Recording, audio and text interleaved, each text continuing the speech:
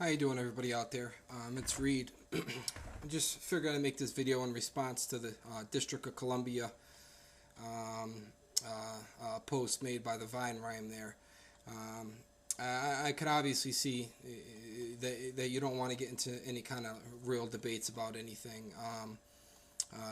A lot of my videos have been disapproved, even though you say you like to offer opinions on a lot of things. Well, that became obvious that there was no heart or nothing, no kind of pride involved here when simple videos were getting disapproved for the audience. But anyway, my whole point on this basic treason and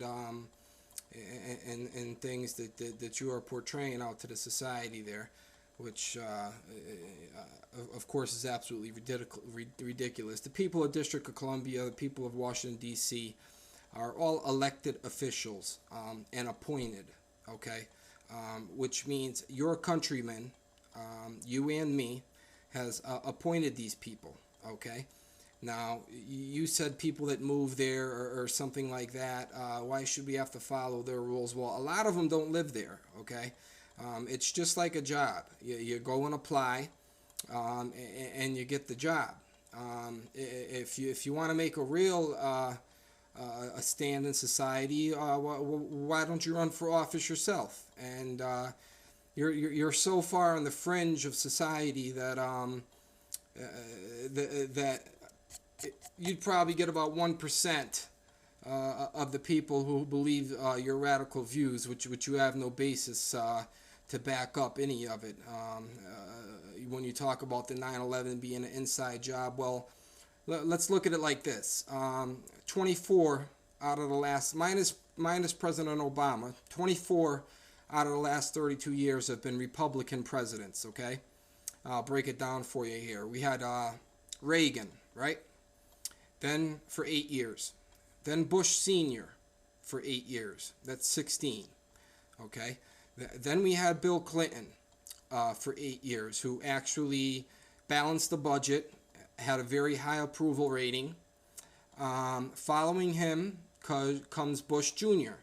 for another 8 years. So now we're up to 24 years. Okay. Minus the small time that we've got a Democratic president, or a Democrat, I should say, president back in office. The country is basically, for the past 24 out of 32 years, have been ran by Republicans. So if there's any kind of blame that needs to be put out, don't you think it should fall on their shoulders the most? I personally do.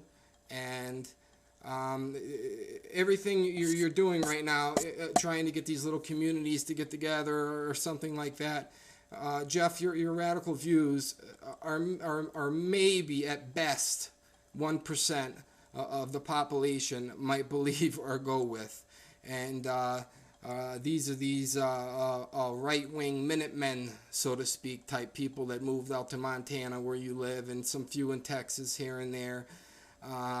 With the gun laws and everything like that. You know, the gun laws, nobody's here to break any kind of amendments. These people, like I said, are elected. They do abide by the U.S. rule, and they are in the USA, therefore have to abide by our laws and regulations. Okay? Whether that be taxes being paid, whether it, being the minorist laws. You get senators, you get congressmen, you got anybody could pulled over and get a DUI, just as a hypothetical situation as far as following our laws. They are not exempt from anything like that, to where you keep saying they're their own sovereign nation. It's not true.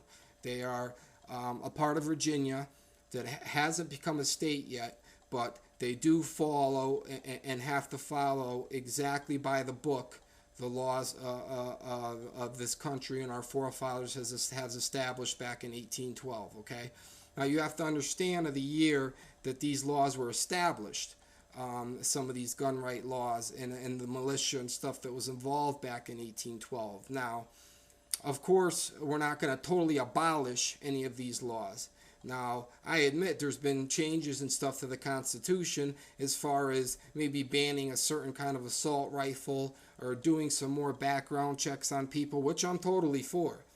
Like I said, with the just for instance, Virginia Tech shooting. Come to find out, he easily bought a gun.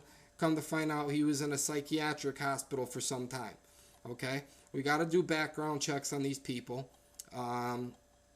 or innocent lives and families are ruined.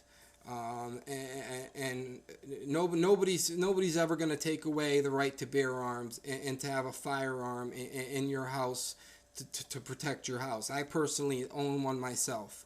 Okay, so I totally abide by and love that the Second Amendment, the right to bear arms. Now, as far as you trying to say, inside jobs on 9/11 and all these crazy conspiracy theories you love to live by, it's such on the fringe of society that it's almost laughable when I hear some of these things you come up with overnight that you think you're putting some thought into, when it's actually just a mutiny and a treason against the own country you live in.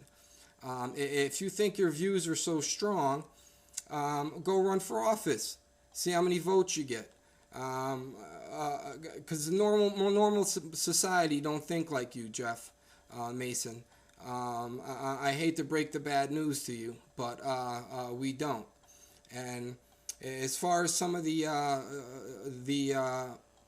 comments that were posted on your video here about the District of Columbia, about the Vatican's our enemy, and I'm going to make up my own independence. What has the Vatican ever did to you and your family?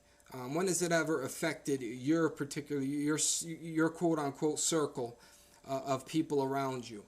There's better things to do in the Vatican, like spreading the word of truth, than to worry about some of these people with these radical views in the United States. If you don't like the way the country's ran, and you don't like the way the things work, then you're very welcome to get out. Go get a passport, take your children, and move out of here. If it's that bad for you, and you have something so against the way the country's ran in Washington D.C. and your conspiracy theories, it's all they are theories. There's no basis you have, no backup, no evidence about this inside plot on 9/11, or about this satanic realm that the popes and the Vatican is involved with. Do you know how many popes were martyred and died for what they believe in? Which is the church, which I am taught whenever the church is being downgraded to bring her up. I enjoy when people get angry at me and about my beliefs. It's not going to change in any way, shape, or form. I just look at the things and laugh, because I know the truth, and I'm enlightened enough to know where the truth is. And these people really need to come home and realize that Jesus loves you, and that the sacraments are needed on a day-to-day life, along with prayer. And I will never let anybody go against the Holy Catholic Church. Anybody, like I said, anybody has a question about the Catholics' beliefs, please ask anything, and I will give you an answer on what we actually believe and how we carry our way in life. And it all has to be about living a Christ-like life, going to confession, being involved in the sacraments, helping out your community and your fellow neighbor, and trying to pray for these people in political power. Not trying to rise up arms against your own country that you've lived and grown up in. And you try to find all these little loopholes, and even with the swine flu thing you tried to bring up, it could have been snuck out, and it's just getting overboard now, Jeff. I mean, just really quit it. It's you have your 1%. That'll give you a couple of good comments, but as far as the rest of the world, we aren't buying it. Okay, and I'll leave it at that.